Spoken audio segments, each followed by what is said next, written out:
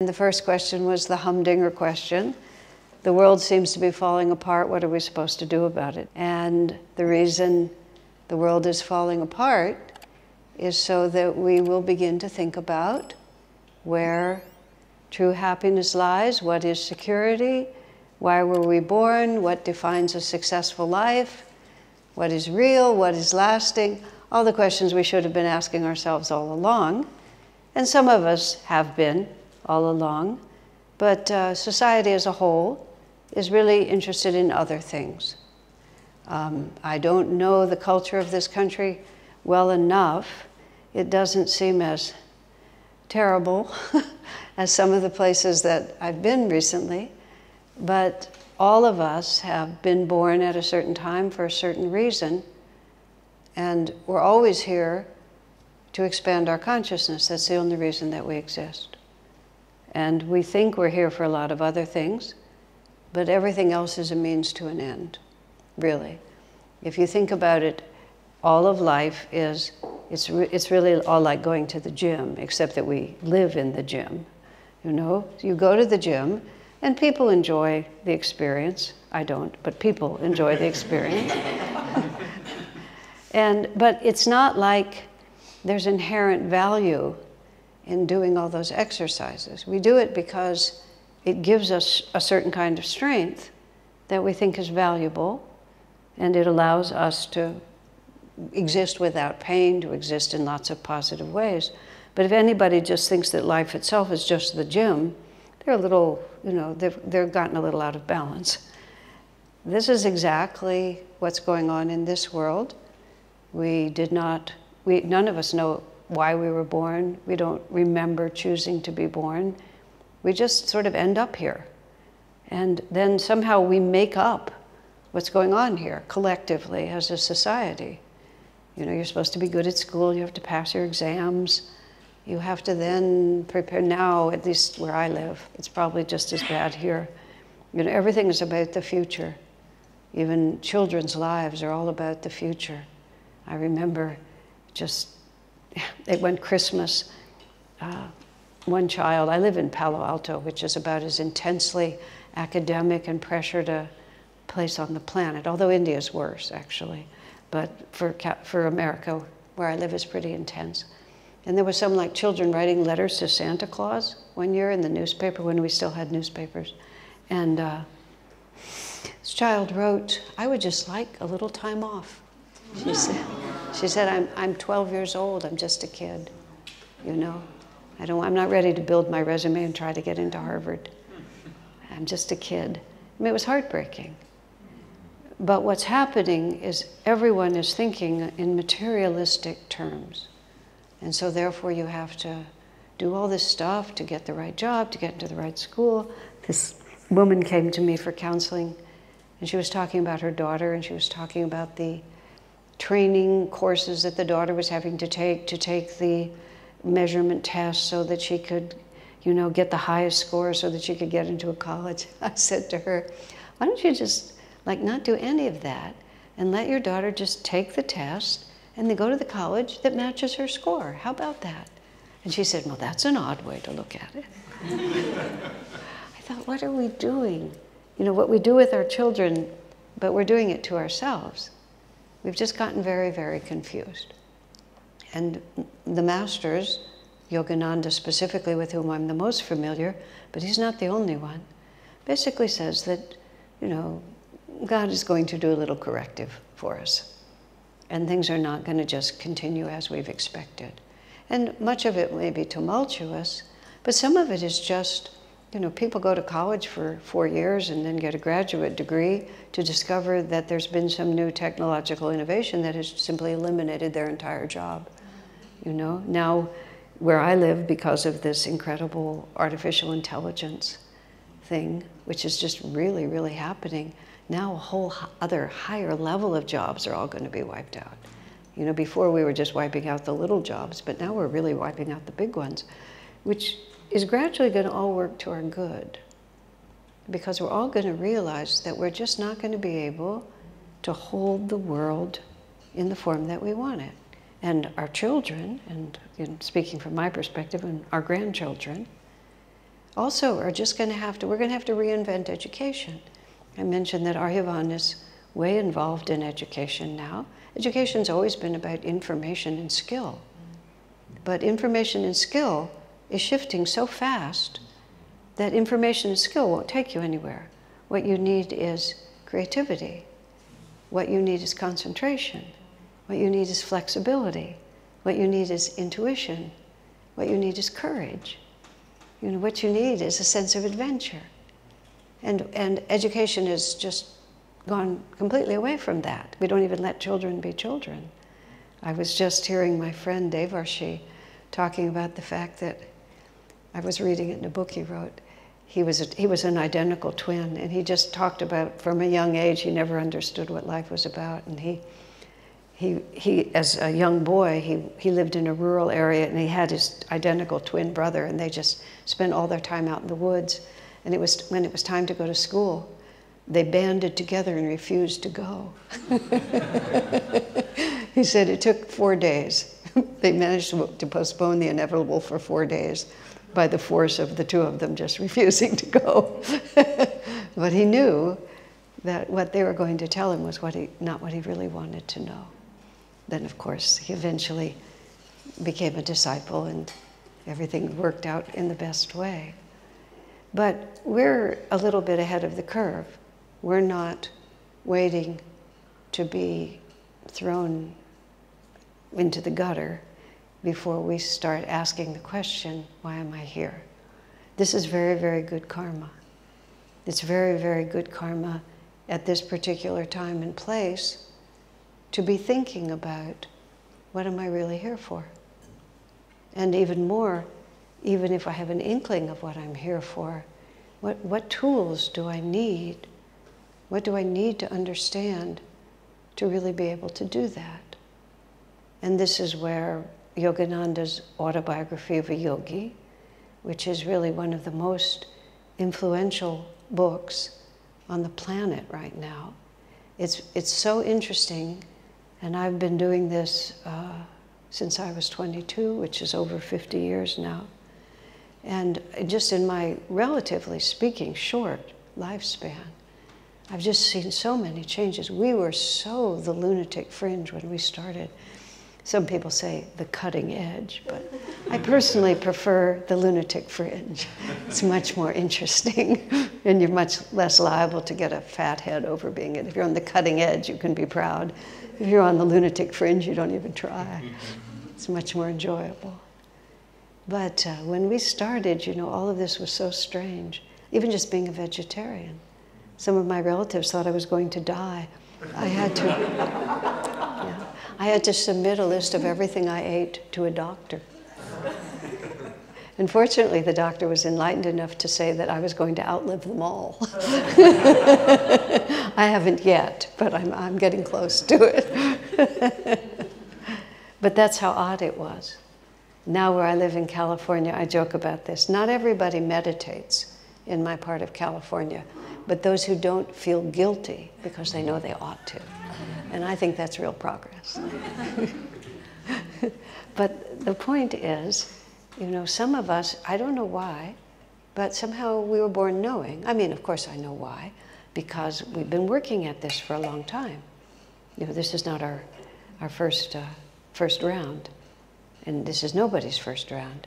We've all just been finishing a lifetime, getting a little rest in the astral world, having a little astral holiday, until some little bit of our karma starts making us restless. And we were so happy in the astral world where everything was so sweet. We were just with our same people, and we were enjoying the light, and we were doing all the things that Autobiography of Yogi tells us you can do in the astral world. But then we get restless. There's just some part of us that's unfinished, you know, and we look down, so to speak, and we see that cute boy who never really gave me the time of day is incarnating in that house, and maybe they want a baby next door, you know, and then, or it just comes to us in some way. We don't even know. I don't have a real picture, but this is how it feels to me. You know, you'll make a decision, oh, I have a night off.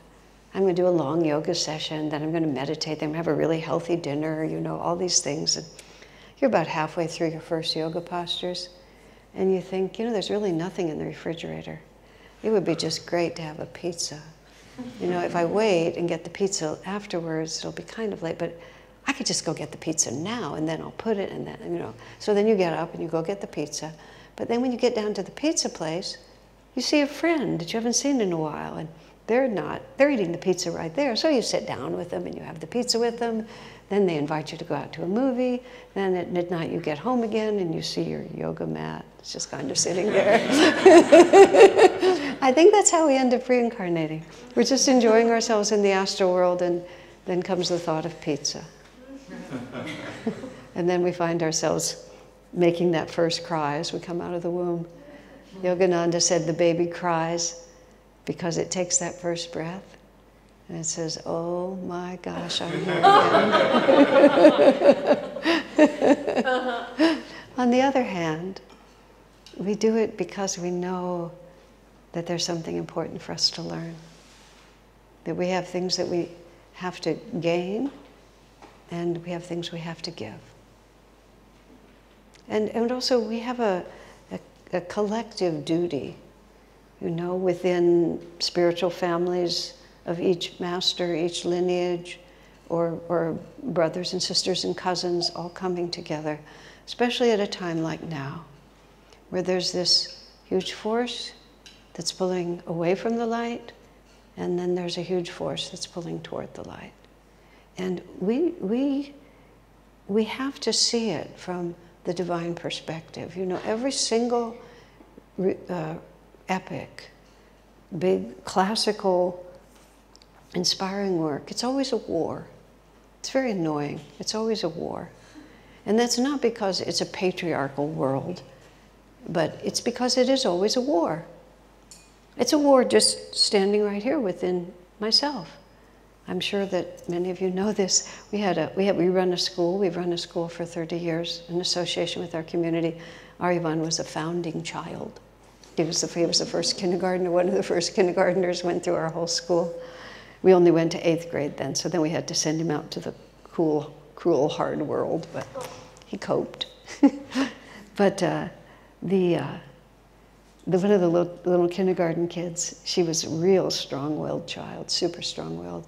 She came into kindergarten one day and she was impossible for her teacher, just impossible. And so finally the teacher took her and said, you know, what is going on with you today? Well, she said, every day I come to school and there's an angel on one shoulder and the devil on the other, and usually I listen to the angel, but today I thought I'd listen to the devil.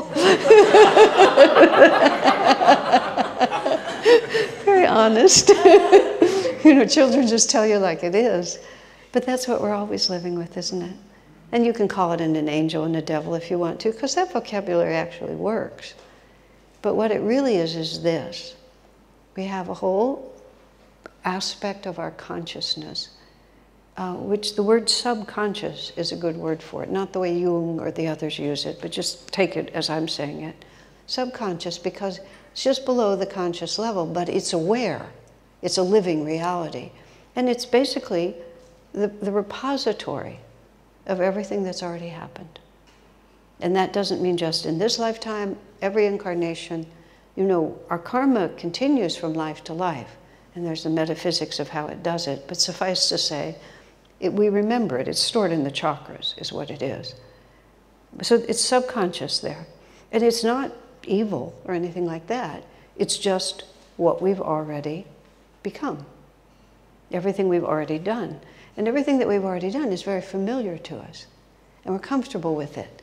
And everything that we've already done has a certain magnetism. It's just a pattern. This is what we think. This is how our family does it. This is my culture. This is what I've always done. This is how I think about it. This is what I prefer. All these things. It's already established, so it's easy. We just go with it. And many people live many, many, many lifetimes just on the repeating pattern. They just never put out the energy to think anything new. Subconscious is not creative. It doesn't make anything new. It just does the same thing over and over. You see people around you who they're the same from the beginning to the end. And they have the same ideas at the end of their life that they had at the beginning, only they've kind of run out of juice. So they're doing them a little bit weaker. But same story. And sometimes, I mean, children, they can be 10 and they can already be what Yogananda called psychological antiques. You know, when I was 18, 19, and the first person I knew was getting married. It happened to just be someone who was working in this office where I was working in. And I've always been eccentric and very self-determined and rebellious. Nonconformist was the word that we used in those days. This woman was getting married, and she was getting married by looking at all the bridal magazines and decided how you got married. And to me, it was just, I was naive, and I'm first to say it, but I was shocked that somebody would take something so personal from everybody else's reality like that. I got more mature and understanding of human nature. I didn't keep in touch with them, but I'm certain she got divorced according to the magazine also. Because she was just going to float with whatever was there. That was just, she was going to just live a subconscious life. On the other side, the angel side, is superconsciousness. And superconsciousness is essentially the link between our seemingly separate individual reality and the infinity that is our true nature.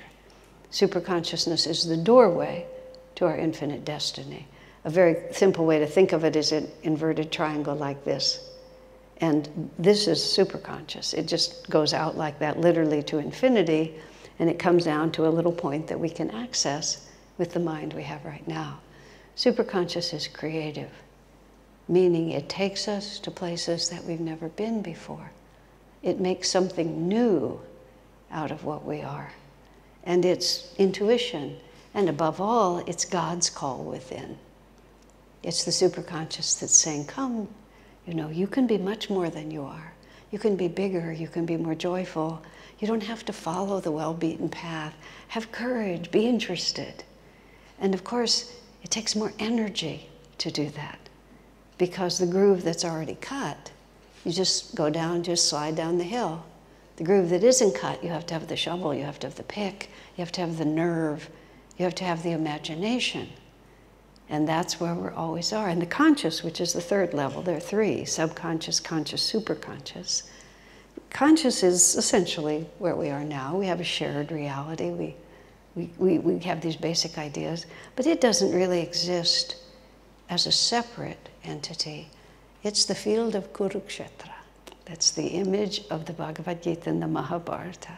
The battle between Arjuna and his cousins for the rulership of the kingdom took place on the battle of Kurukshetra. The kingdom is our consciousness. The battle of Kurukshetra is the decision that we make every day.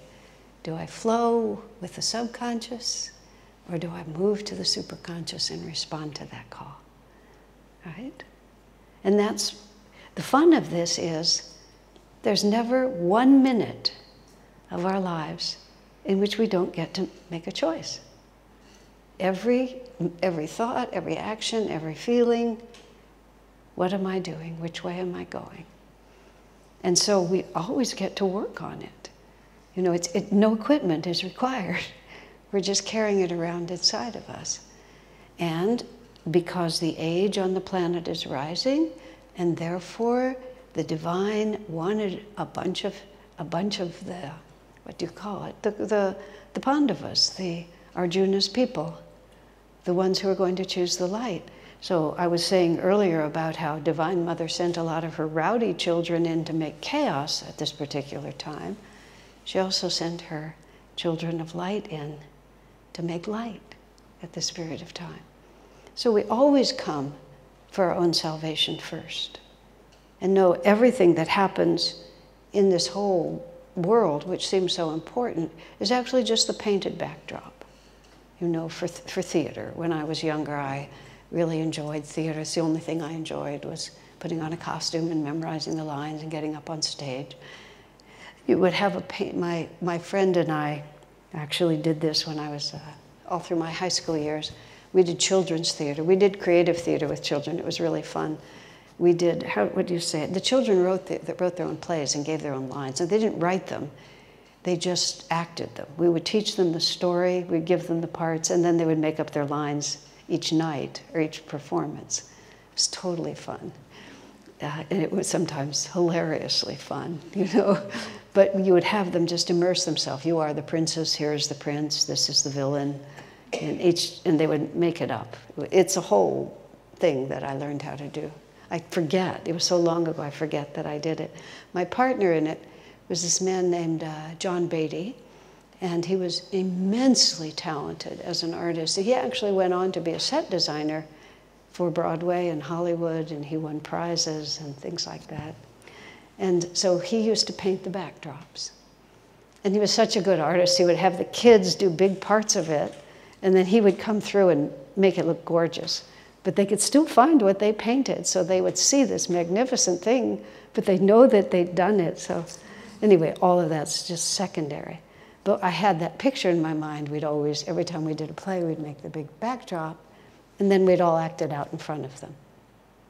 So this whole world, which seems so real to us, is actually just the painted backdrop for the actual play. And the actual play is, there's an angel on one shoulder and a devil on the other. And who am I going to be? We have our subconscious self that's just wanting us to continue and take the road of least resistance and don't make any waves, do it the way they've always done it, don't make any trouble. And it's just easier, it's too much trouble. And then the other side is the whisper that's saying, you are made for greatness. You are a great spiritual being. You have the power of infinite love in you. Will you rise to that occasion? And it doesn't have to show. You don't ever have to stand here and have everybody listening to you. I've got the microphone on. This is my particular job. But it's just my job. Because the only thing that really counts is what we're doing with our consciousness. Because all the rest of us, it just goes away. When we leave this world, I love the fact that we all die. I know that sounds a little morbid, but I do. Because everything just clicks into place, you know? Storing up treasure that is going to be destroyed by flood and moth, you know? Or are we building up the treasure that nothing can take from us, which is courage, creativity, and the ability to hear and respond to that inner voice? And that's the only measurement that matters. When we leave this world, nobody asks, you know, what your bank account was when you died. They don't. It's just, there's a wonderful story by Dr. Ritchie. And he died at the age of 21 toward the end of World War II from the Spanish flu in somewhere in Texas. Wonderful story he has. It's called Return from Tomorrow. And he died, and he was drawn, and because he was a Christian, Southern Baptist actually, he met Jesus. He called him the Savior. The Savior came to get him. And his story was that his mother had died when he was quite young, and his father had remarried and married a lovely woman, but his mother's parents never got over the death of their child, and they never wanted him to love his stepmother. Awful, awful story. And he knew it was wrong, but he let them, they persuaded him. So he'd been kind of a naughty boy. So he dies, and he's there with Jesus, and he says, 360-degree movie of everything of his life from his birth. Everything is happening at the same time, and in the way it can be on that dimension, he could see it simultaneously. He knew that Jesus could see it. And so they're standing there together, and Jesus says to him, how much have you loved? And Richie says, this is all thought by thought, but this is the conversation. I'm just 21 years old. I haven't had a chance to do anything. Jesus is totally unconvinced that this is a good response. He just says again, how much have you loved? And it was perfectly obvious that he hadn't loved very much at all. And he's looking at this very embarrassing picture of just selfishness. And he sees over there that he was an Eagle Scout. So he thought, well, I was an Eagle Scout, so this is what he does. This is how he describes it. He kind of stretches his arms out, trying to block as much of this as he can, and point over to being an Eagle Scout like this. And he said he could tell immediately that Jesus knew exactly what he was doing. And then he said, the Savior was amused. That was what he said. But he said it with a Southern accent. The Savior was amused, is what he says. That Jesus wasn't even upset with him. I mean, he wasn't even slightly upset. It was just, oh, really? You know, you think this is going to work? What kind of a joke is this? And then at that point, he says he just completely surrendered. And he just allowed the love of Jesus to come into him, which is the love of God in whatever form. And he recognized that Jesus was on his side. He didn't have to try to defend himself or make it different, but it was a very real question. How much have you loved? And it wasn't that he was young, because we're not young. We just have a body of a certain age, but we were old yesterday, we're young today, we're old tomorrow, we're young the next time. You know, how old then are we? And he just realized that nothing made any difference, but how much have you loved? And then he was sent back to his body, he became a doctor, many things happened. But he said, you know, every single experience, he could hear the voice of Jesus. How much have you loved? Now, that's what matters, because in the end, that's all there is. And even though this world appears to be run by other rules, it isn't. That's subconsciousness, that just it's more convenient not to think. But superconscious tells us there's only one thing that matters. How much are we opening our hearts? And believe me, this does not mean that you always are a doormat, or that you're always nice, or that you always go along with what other people want.